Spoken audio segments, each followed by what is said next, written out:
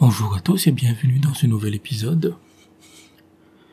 Ce n'est pas un hasard, vu l'importance du symbolisme pour les Russes, que Vladimir Poutine ait signé le décret exigeant le paiement du gaz normal et liquéfié le 4 juillet 2022, soit le jour de l'indépendance américaine. Même si la Russie avait déjà exigé le paiement en roubles de son gaz naturel dès le 31 mars 2022. Cela concernait le gaz non traité qui circule dans les pipelines. Le gaz naturel liquéfié, le GNL, n'était pas concerné. Et Gazprom avait considéré que c'est contre-productif de laisser payer le GNL en dollars ou en euros, car cela réduit la portée des contre-sanctions, et donc ce nouveau décret du 4 juillet corrige cette erreur. Même si les acheteurs du gaz ne sont pas obligés d'acheter directement du rouble, car ils déposent l'argent en euros dans un compte de la banque de Gazprom, et ensuite, cette dernière achète simplement des roubles avec. Mais le résultat est le même. L'euro se casse la gueule. Et le rouble se renforce.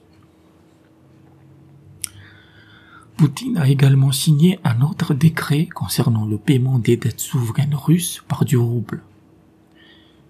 Il postule que du moment que le paiement est fait en rouble de leur côté, la dette est considérée comme étant réglée et à la charge de l'intermédiaire et du destinataire de la convertir dans les monnaies de son choix.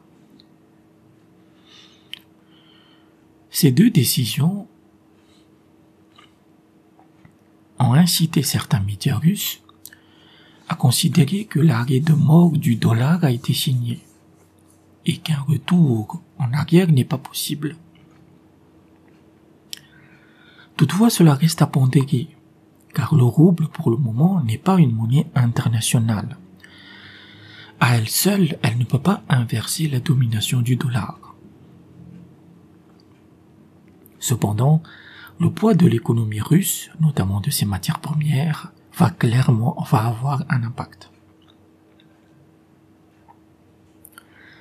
La Chine a toujours déclaré que le commerce mondial ne peut pas fonctionner sans le dollar. Mais elle ne serait pas contre le renforcement de son yuan parmi les monnaies internationales de référence. Il y a aussi une tendance qui n'a pas débuté avec la guerre en Ukraine, qui est la baisse constante du dollar. La mort du dollar comme monnaie monde se caractérisera par deux signes. Le premier est la part du dollar dans le commerce mondial. À la fin de 2021, il était au plus bas sur les 2 dernières décennies à hauteur de 59%. Il semblerait que les économies émergentes et les pays non alignés se concentrent sur les paiements bilatéraux ou régionaux. Cela nécessite de nouveaux services apportés par la fintech ou des crypto-monnaies, mais qui seraient contrôlés par l'État comme des proxys de leurs devises locales. Le second signe est le renforcement du yuan dans les paniers de devises internationales. En bref, si le dollar baisse pendant que le yuan monte dans les échanges régionaux et internationaux, alors cette tendance sera irréversible.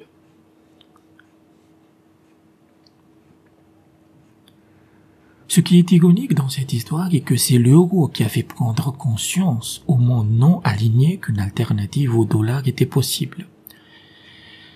Et c'est malheureux que dans cette confrontation monétaire, c'est l'euro qui va tout perdre, les femmes et les enfants avec.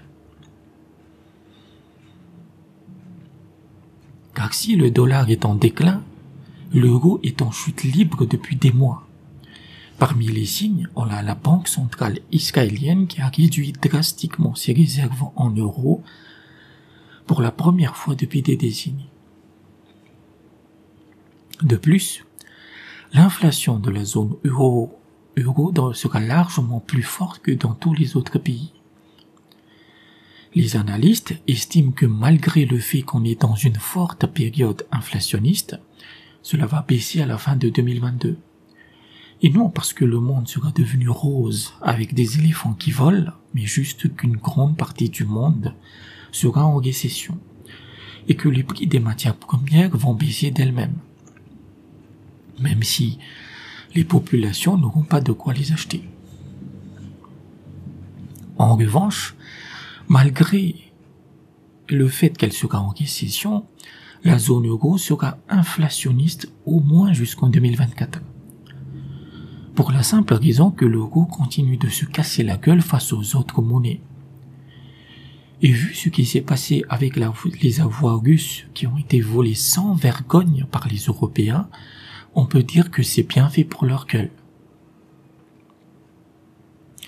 L'arrêt de mort du dollar n'est pas encore acté.